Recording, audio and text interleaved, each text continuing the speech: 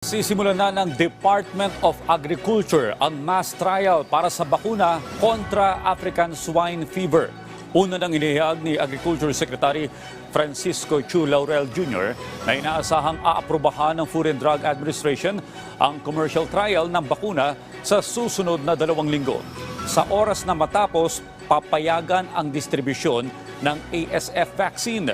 Positibo ang DA na ito ang tutugon sa problema sa ASF.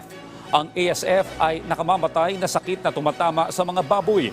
Samantala, binigyan din ng DA na ahensya ang magpopondo at mamamahala sa mass trial ng bakuna. Manggagaling ang bakuna mula Vietnam na nagpakita ng magandang resulta roon.